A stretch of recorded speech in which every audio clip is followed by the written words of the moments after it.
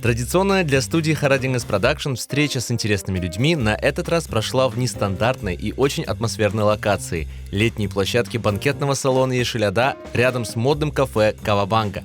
Многочисленных гостей вечера не испугал ни прошедший днем сильный ливень, ни довольно прохладный вечер. Ведь они пришли послушать знаменитого архитектора, автора самых ярких проектов в крымско-татарском стиле Ренарта Саранаева. Этот мастер не только умеет самым удивительным образом сочетать современность с этникой, он знаток архитектуры времен Крымского ханства, досконально изучивший особенности старинного крымско-татарского жилища, реставратор исторических объектов, инициатор восстановления более 50 старых крымско-татарских колодцев, создатель одного из первых в Крыму этнотуристических объектов в Коклузе и многое другое. Гостей вечера интересовали и другие темы. Какие элементы помогут сохранить национальный стиль при строительстве частного дома? Как создать этнический уголок в его интерьере? Мешают или помогают в этом современные технологии? Я очень была рада, что Кремлин Татарс проводит такие встречи. И как я только услышала о том, что Ренат Бей будет давать интервью, и мы сразу с друзьями собрались и пришли, чтобы непосредственно воочию увидеть эту легенду, которая творит в крымско-татарском стиле такие классные проекты. Бик мераклы күрүшү oldu. Çok sağ olunuz.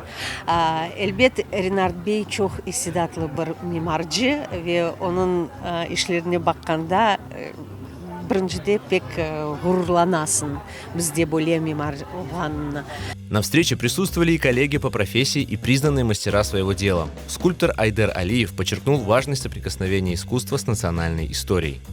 Я думаю, если мы хотим, чтобы наши дома отличались от других строений, должны чаще и чаще окунаться в свою историю, уникальную, в эко, бытовую архитектуру, культовых зданий, общественных зданий. Вот. Поэтому большое спасибо за организацию такой встречи.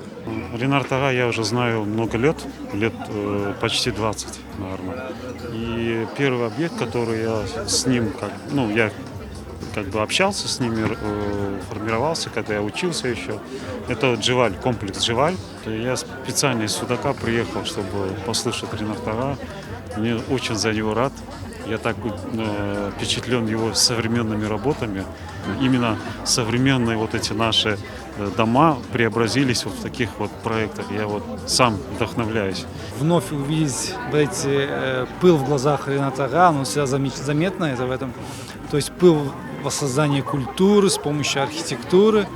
То есть это вдохновляет. Заинтересовал опыт признанного специалиста и молодых начинающих архитекторов. Я себя видела только в этой профессии. Мне все это вдохновляло. Я очень любила рассматривать всякие здания, придумывать дизайны. Мне, в принципе, восхищаюсь работами этого человека. Мне очень нравится стиль его проектов. Я студент архитектурного факультета и очень вдохновлена темой этнического развития архитектуры.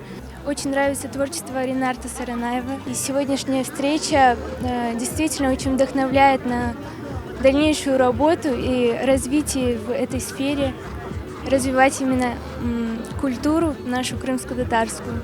Атмосфера встречи, реакция пришедших послушать его людей – все это вдохновило и самого Ренарта Саранаева. Вот так вот мотивируешься, питаешься и хочется пахать, делать какие-то классные вещи. Я бы хотел, может быть, сфокусироваться на нескольких направлениях. Первое. Хочется, чтобы скромные семейные пары с небольшим достатком могли создать свое уютное жилье. И в этом хотелось бы помочь. Второе. Очень для меня важное и очень для меня сердечное – это Бахчисарай. Потому что Бахчисарай должен быть магнитом. Он должен привлекать гостей, он должен привлекать туристов и должен быть той базой архитектурно-исторической, на которую будут прикованы взгляды молодого поколения, где можно будет поучиться, где можно будет узнать много из традиций, быта, культуры наших предков.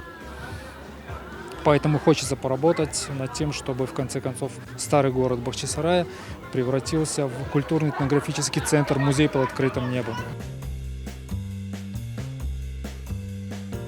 Этнокомплекс «Джеваль», кафе «Бессонница», кафе «Шикер», Саада. Вы наверняка бывали в этих местах, и все это дело рук мастера Ренарта Саранаева. Сегодня состоялась встреча с ним, и люди, вдохновленные после нее, отправились домой, чтобы создать свой собственный крымско-татарский уголок.